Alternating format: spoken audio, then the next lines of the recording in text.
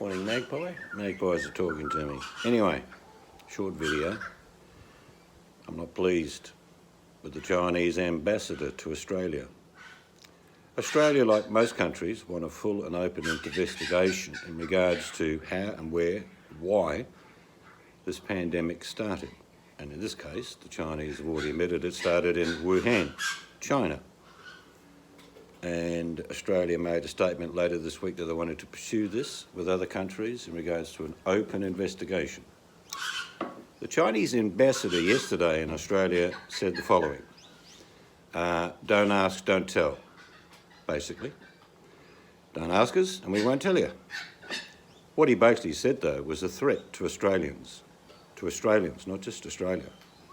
He said if you pursue the investigation on any level, the Chinese people may not buy your wine, your oil, your powdered milk, and all the other goodies that we sell to China. In fact, we're a major supplier of raw ore in regards to steel, you name it, everything.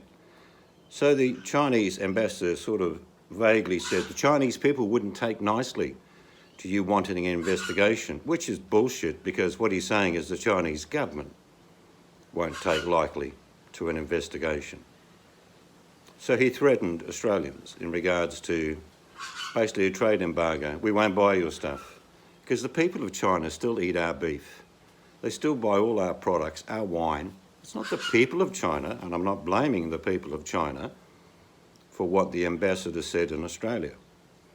Well, let me just give you a little word of advice, Mr. Little Bloke in my country, using the big words, mouthing off, threatening Australians. It doesn't go down well. Because guess who buys a lot of Chinese products? There's a reckoning coming around the world demanding answers to where, why and when this pandemic started and the consequences of what's going to be done to stop any further outbreaks. Now, if you don't like it, my old China plate, as we say in Australia, mate, that's how it's going to be done.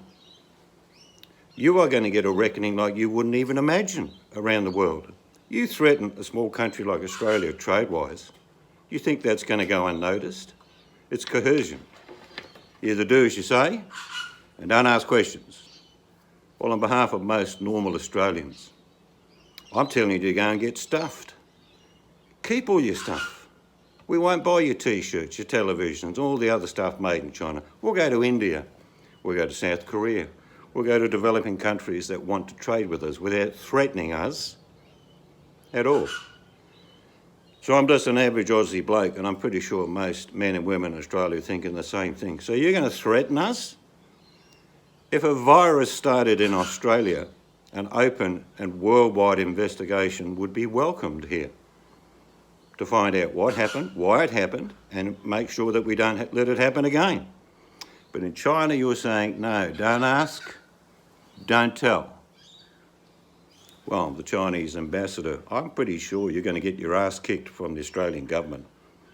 And I think what you said was out of line. And if it came from Beijing and from your leader, even more so. Maybe we'll expel the Chinese ambassador and cut off trade. Yeah, we'll suffer. Australians will suffer. Wine growers, beef producers, you name it, yeah, we'll suffer. But we'll find new markets. We're not a really big player in the world economy. And most countries like Australians. Most countries don't threaten Australians.